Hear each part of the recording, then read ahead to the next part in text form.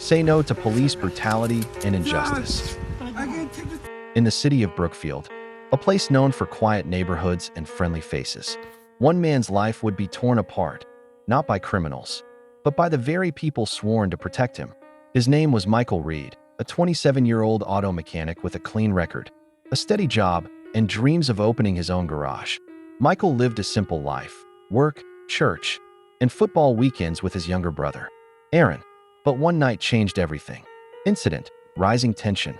It was a Friday evening in May 2019. Michael had just closed his shop and was driving home when flashing blue lights appeared behind him. He pulled over, thinking it was just a routine stop. Two officers approached Officer Cole and Sergeant Burns. They claimed his car matched the description of a vehicle involved in a nearby robbery. Michael calmly showed his ID, work badge, and receipts proving he'd just closed up shop minutes earlier. But something about his calmness irritated the officers. When Michael questioned why they were searching his car without a warrant, Sergeant Burns snapped. "You fit the description, that's reason enough," he said. Within moments, the stop escalated. Michael was pulled from the car, slammed to the ground, and handcuffed, all while pleading, "I didn't do anything." Neighbors nearby heard the noise and began recording on their phones. But one of the officers quickly noticed and shouted, "Stop recording, or you'll be arrested for obstruction." Intense tone. Michael was taken to the Brookfield Police Department, bruised, bleeding, and terrified. The officers filed a report, claiming he had resisted arrest and assaulted an officer. They accused him of striking Sergeant Burns in the face, something Michael never did.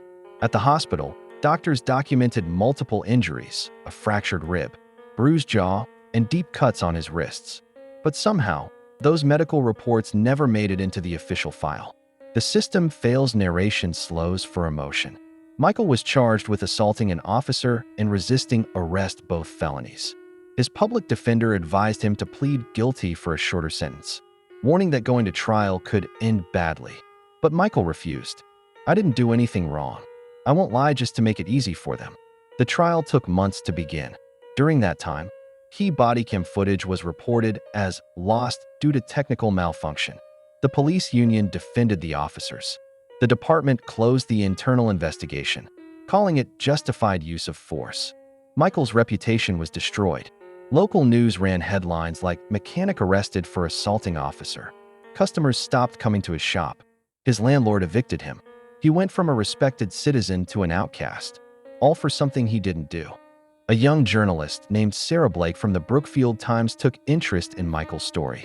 She'd covered police misconduct before and noticed familiar patterns: missing footage, altered reports, and matching language used in other brutality cases.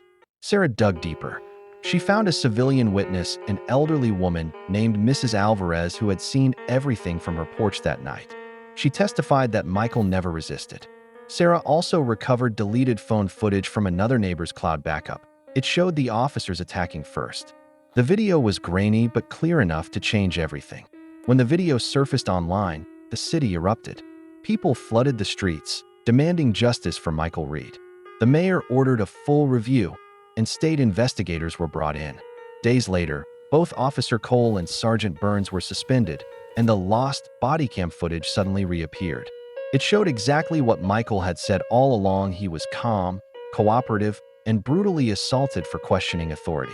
The prosecutor dropped all charges against Michael, and the officers were charged with falsifying reports, assault, and obstruction.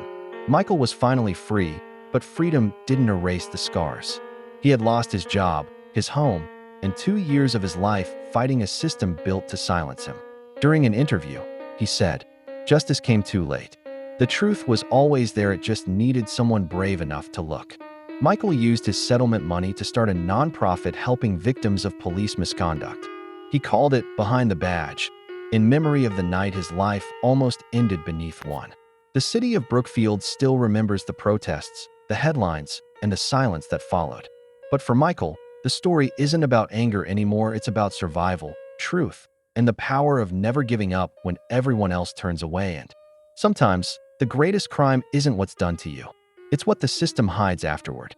And sometimes, justice doesn't come from the courtroom. It comes from the courage to keep telling the truth. Number 2. Daniel case. In 2021, A college student named Daniel Carter was in his final year at a university in Texas. He was quiet, focused, and one of the top students in his department. Everyone knew Daniel as the kind of person who stayed out of trouble. But one morning, everything changed. A professor discovered that someone had hacked the school's grading system and changed multiple scores. The IT department traced the login to a computer inside the library, the same place Daniel had studied the night before. Without any real investigation, the school called Daniel in for questioning. He was shocked. He explained that many students used that same computer, and he had only gone there to print his assignment. But no one listened. The school board decided to make an example out of someone. Daniel was suspended, then expelled, and his name was labeled as academic fraud. His scholarship was taken away. His parents were heartbroken. He couldn't even apply to another university because the incident was on his record. Months later, a tech audit revealed the truth. The hack was done remotely by another student, using stolen login credentials. Daniel had been innocent all along. The university apologized publicly, but it was too late. His dreams of graduating that year were gone.